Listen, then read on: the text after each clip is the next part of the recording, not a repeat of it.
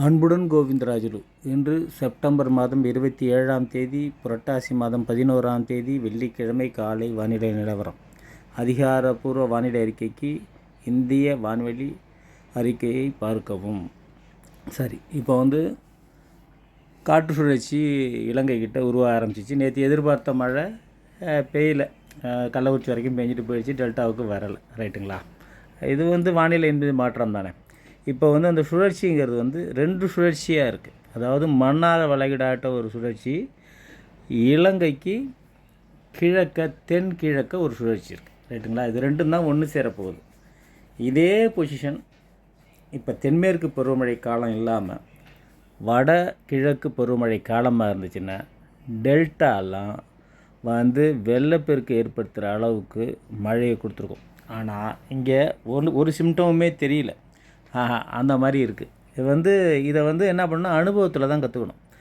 இது தென்மேற்கு பருவமழை காலமாக இருந்ததுனால நம்ம டெல்டாலாம் தப்பிச்சிருக்குங்க, இல்லைன்னா வெள்ளப்பெருக்கு ஏற்படுத்தியிருக்கோம். இப்போ இருக்கிற பொசிஷன் நீங்கள் பார்த்தீங்கன்னா 27ஆம் தேதி இப்போ சிட்டிஸ் இப்போ இருக்கிற பொசிஷன் ஒரு 9 மணி பொசிஷன். ரைட்டுங்களா? இது மாலை இரவு தென்மேற்கு பருவக்காற்று காற்றுக்கு விதல் எங்கே ஏற்படுத்துதோ அங்கே தான் மழை பெய்யும். இந்த மாலை இரவு இடிமழை தான் இந்த வாட்டி ரொம்ப நாள் ஆச்சு நம்ம ஊரில் மழை பெஞ்சு. அதனால் காற்று இடி எல்லாமே இருக்கும். ஏன்னா கார்பன் அதிகமாக இருக்கும். அதெல்லாம் நிறைய அறிவியல் காரணம் இருக்குது.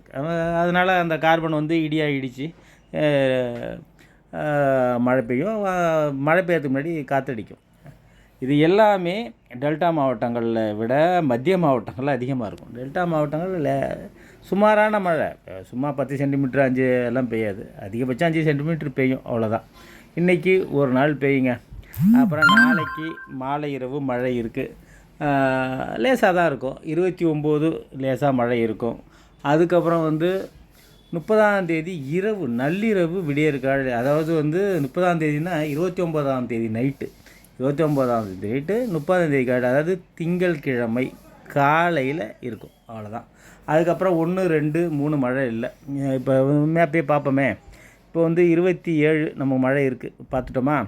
அதுக்கப்புறம் 27 என்னென்னா இன்றைக்கி மதியமே ஒரு மழை பேஞ்சிட்டு, அதுக்கப்புறம் இரவு மழை பெய்யும். ஒரு 2 மணி நேரம் மழை பெய்யும். ரைட்டுங்களா? பெஞ்சிட்டு 28 மத்திய மாவட்டங்களில் மழை. அதனால் 27 தான் நான் இப்போ காட்டிக்கிட்டு இருக்கேன். 27 இப்போ 4 மணிக்கெலாம் ஒரு மழை வந்துடுது. அதை விட்டுட்டிங்கன்னா அப்புறம் மத்திய மாவட்டங்களில் அப்படியே பெஞ்சிக்கிட்டு இருக்குது. அதுக்கப்புறம் இரவு ஒரு 11 மணி 12 மணிக்கு வருது. அதுக்கப்புறம் அந்த மழை போயிடுது. 28ஆம் தேதி லேசான மழை இருக்குது. ஆனால் தென் மாவட்டங்களில் கொஞ்சம் கனமழையாகவே இருக்குங்க. தென் மாவட்டங்களில் கனமழையாக இருக்குது. காவிரி நீர்பிடிப்பு பகுதிகளெலாம் மழை இருக்குது. அடுத்தது 29, அதாவது 28 மழை சுமாரான மழை தான், நமக்கு இல்லை. இன்றைக்கி மட்டும்தாங்க மழை. அதுக்கப்புறம் 29 மழை இல்லை. அதுக்கப்புறம் 29 பாருங்களேன், 29 மழை இல்லை. 30 விடிய காலையில் மழை. அதான் நான் சொன்னேன்ல, 30 விடிய காலையில் மழை பெய்யும். 30 2 AM, அதாவது விடிய காலையில். இது 30ன்னா திங்கக்கிழமை. அதாவது அது என்ன காரணம்னு கேட்டிங்கன்னா, காற்று சுழற்சி நேராக, அதாவது நிலநடுக்கோட்டு பகுதிக்கு தெற்க ரொம்ப போயிட்டு அதுக்கப்புறம் அது அரபிக்கடலில் மேலே ஏறி நம்ம கேரளா பக்கத்தில் அரபிக்கடலில் வருது. அப்போ தான் திருப்பி நமக்கு மழை. அதாவது 1, 2, 3 வரைக்கும் மழை கிடையாது. 4 என்ன பண்ணுறது, நமக்கு கரெக்டாக தெற்க, அதாவது டெல்டாவுக்கு சரியாக தெற்க அந்த சுழற்சி அரபிக்கடலில் இருக்கிறப்ப தாழ்வு பகுதியாக மாறினாலும் மாறலாம், தாழ்வு நிலையாக மாறினாலும் மாறலாம். மாறிச்சுன்னா அப்போ இருகாற்று இணை ஏன்னா தென்மேற்கு பருவ காற்றில் இறைகாற்று இணை டெல்டா மாவட்டங்களில் விழுது. அதனால் 4, 5, 6 நமக்கு கொஞ்சம் சுமாரான மழையே இருக்குது. அதாவது ஒரு 3 சென்டிமீட்டர் அளவு உள்ள மழை. 4, 5, 6 இருக்குது. 4, 5, 6 மழை பெய்யாதுன்னு சொல்லிகிட்ருக்காங்க. ஆனால் 4, 5, 6 மழை இருக்குது. அறுவடை எதுக்காக சொல்கிறேன்னா, அறுவடை செய்கிறவங்க இந்த 29, 30, 31 என்றைக்கு முதல் நாள் மழை பெய்யலையோ அதுக்குள்ளே மறுநாள் அறுவடை பண்ணிவிடுங்க. 4, 5, 6 தினமும் மழை இருக்குது. 4, 5, 6 தினமும் மழை இருக்குது. அப்புறம் 7ஆம் தேதிக்கு மேலே அப்படியே இருக்கலாம். அதுக்கப்புறம் அந்த 10ஆம் தேதிக்கு மேலே மழைன்னாங்கல்ல, அதெல்லாம் வாய்ப்பு இல்லை. அது 13ஆம் தேதிக்கு மேலே ஆகிடும். 10ஆம் தேதி தான் அந்த சுழற்சி கொஞ்சம் டிலேவாக தான் வருது.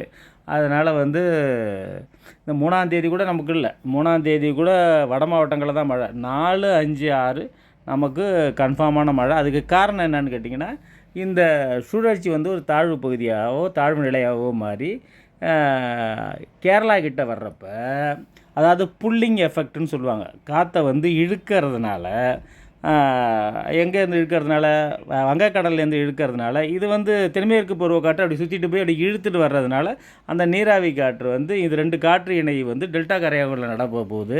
அதனால் 4, 5, 6 திரும்பவும் சொல்கிறேன், 4, 5, 6 நமக்கு மழை இருக்குது. ரைட்டு. அதாவது 28, 29, 30லாம் லேசான மழை, 30 காலையில் மழை. இன்றைக்கி மழைங்க. நாளைக்கெலாம் மழை, பெரிய மழைலாம் ஒன்றும் கிடையாது. 29 மழை கிடையாது. 30 காலையில், அதாவது 29 நைட்டு, 30 காலையில் மழை, அவ்வளோதான். அதை விட்டால் 1, 2, 3 மழை கிடையாது. அதுக்கப்புறம் 4, 5, 6 மழை. புரிஞ்சிருப்பீங்கன்னு நினைக்கிறேன். அதாவது என்ன விஷயம்னு கேட்டிங்கன்னா, 4, 5, 6 மழை இல்லை, அறுவடை பண்ணுங்க எல்லாருமே வந்து அது வரைக்கும் நின்றுடும். 3ஆம் தேதி வரை மழை நின்று போச்சுன்னு சொல்கிறது இல்லை. 4, 5, 6 மழை. இங்கே சுழற்சி வந்து அரபிக்கடலுக்கு போய் புல்லிங் எஃபெக்டால் டெல்டாவுக்கு மழை தரப்போகுது அப்படிங்கிறது தான் இப்போ நான் சொல்ல போகிற செய்தி. ரைட்டுங்களா? வானிலை என்பது மாற்றத்துக்கு உட்பட்டது, இல்லைன்னு சொல்லலை. இருந்தாலும் எனக்கு தெரிஞ்ச விஷயங்களும் உங்கள்கிட்ட பகிர்ந்துக்கிறேன். அதனால் வந்து 29, 30, 31லாம் பெரிய மழை. 30 தானே, 28, 29, 30லாம் பெரிய மழை இல்லை. இன்றைக்கி நல்ல மழை. ரைட்டுங்களா? அப்புறம் வந்து 1ஆம் தேதி, அதாவது திங்கக்கிழமை காலையில், விடிய காலையில் லேசாக, அதாவது நள்ளிரவு மழை அது பெய்யலாம். அதை விட்டிங்கன்னா வந்து அக்டோபர் 13 தாங்க மழை. அக்டோபர் 13 தான் மழை தொடங்கும்.